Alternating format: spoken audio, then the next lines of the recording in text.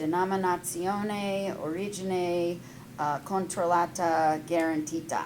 Which means I'm going to the store, I'll be back in a minute. Yes, exactly. Don't wait up. They're back!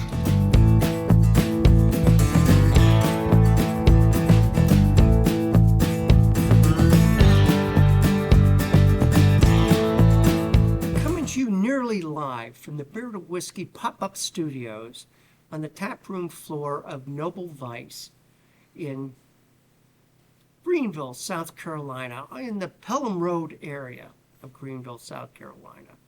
I'm Russ Heaps, and welcome to this episode of Doing Wine.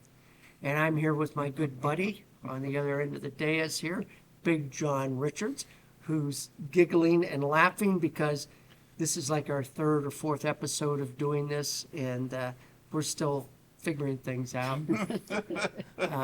He's our beer whisperer, certified cicerone for Beer to Whiskey, but I like him around, and so he's here doing the wine stuff too. Doesn't make any sense. It makes no sense.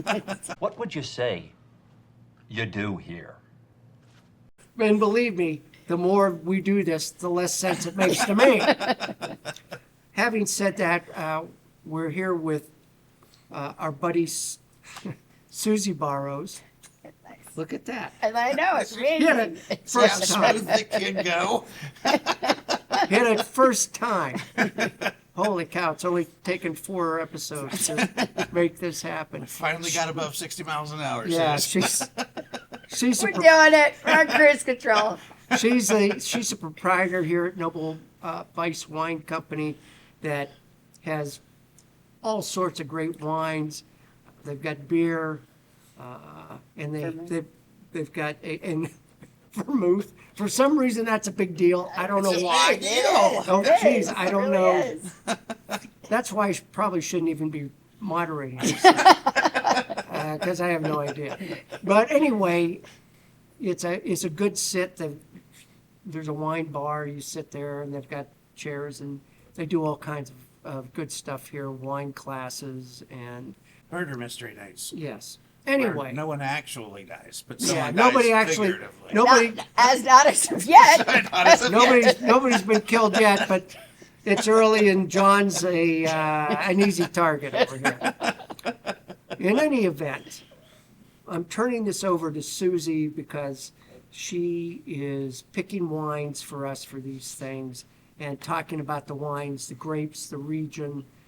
And Susie, you have the floor.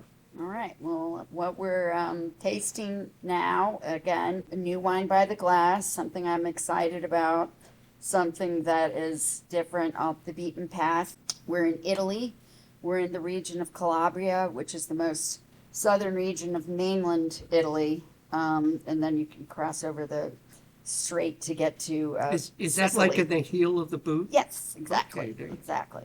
It's like in Michigan, it's a myth thing. Okay. Yeah. Sorry to interrupt. Stop interrupting me while I am interrupting you! It's quite all right.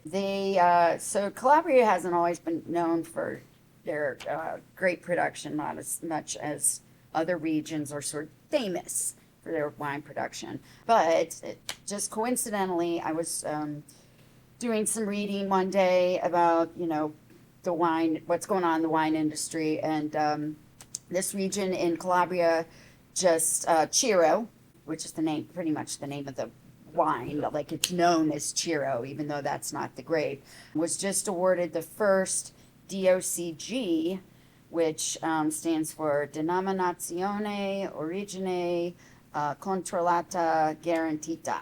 Which So- mean I'm going to the store, I'll be back in a minute. Yes, exactly. Don't wait up. So basically, that's the Italian way of saying that this is a region in Italy that we, the Italian, wine board, are saying it's guaranteed that it's going to be a great wine. Like we're putting our stamp of approval on it. So it's a big deal that Ciro, which is this region in Calabria, got awarded that DOCG very recently, and it just so happened that day that I read about it, a wine rep, I get to see and taste. I get to see wine reps and taste. I don't taste There the wine have reps. been I like taste the 15 of wines. them through here today. Yes. A lot of fun.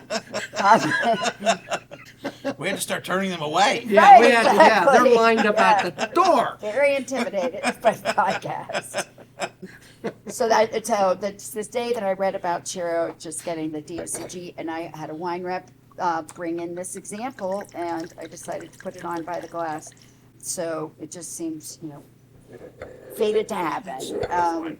So this is the grape in That is a Ciro. light colored. It is very, very light, which I'm about to get into. Yes, go. Um, Sorry. So the grape is called Galliopo, and there's a very famous wine from northern Italy, from the Piemonte region, called Barolo, and the grape in Barolo is Nebbiolo, and it is just kind of known as being like one of the most age-worthy red wines in the world. Very, very high in tannins and acidity, which is sort of what makes red wines age-worthy. And Galliopo has drawn a lot of comparisons to Nebbiolo in terms of it being really, really light in color, as Yeah. you just pointed out. But as we'll taste in a moment. And that's a yes. Cheers. Cheers. Yeah, let's go ahead and do that. Texas Miss Lily. Yeah, it's got, the nose you're getting. Look, it's cherries and Yeah, I get cherries There's right off the something- bat. once it hit my palate, there's something else that really popped on me and it vanished right away. Something kind of like stems or Yeah. something a little woody, maybe. right. Ovaltine. Exactly. I Gardeny. I get like, in terms of tannins being, something that's really drying. A lot of times there's this term called dusty tannins. Yeah. Where it's like in your mouth, on your palate. There's a slight like more earthy quality rather than just straight up dryness. Yeah. And I guess I think of that as being sort of dusty tannins, but it's Yeah. it's much higher. It's not really full bodied. Oh, it's super not a ton of light-bodied. fruit. But it is Yeah. dry. But it's very It dry. is really Yeah. dry. This would be like a light-skinned grapes gives you Yes. this kind of a Right, more like texture or color, Right. even. yeah. Look who knows so much, huh? And going this far south in Italy, you're not finding that very often. Yeah. You're finding thicker skinned red grapes that you're getting a lot of fruit from, and so it's kind of counterintuitive that you're getting something like this that's not from northern Italy. And the biggest comparison that you can draw is to Nebbiolo. Yeah. So this is, I don't know the reason in particular that they awarded us the DOCG, but it's they're basically by saying that it's considered to be a very important style of wine, and Yeah. I think a lot of that has to do with its age worthy and unique Yeah. to the region. So typically, a thin-skinned, you wouldn't necessarily age a Pinot Noir as long as you might age a Cab, right? Well, not necessarily, because in Burgundy, which is the most famous region in France, Is this one yours? No. This one? No. Right. so red Burgundy is always going to be Pinot Noir. Right. And, some red Burgundies are considered, some of the most age-worthy reds in the world. So it doesn't always have to do with tannins. A lot of times it has to do with acidity, just like with white wines. Tannins can be a big part of it, and I would say this is, high in tannins and acidity, which is a great Yeah. combination. But in case of Pinot Noir, which isn't high in tannins, it can also Still be ages, really yeah. age-worthy. So acidity and tannins are very important.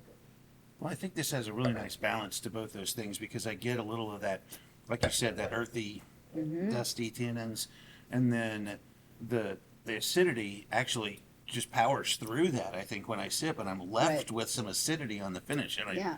I dig that versus being left with the fact that my tongue is trying to curl up around itself. Right.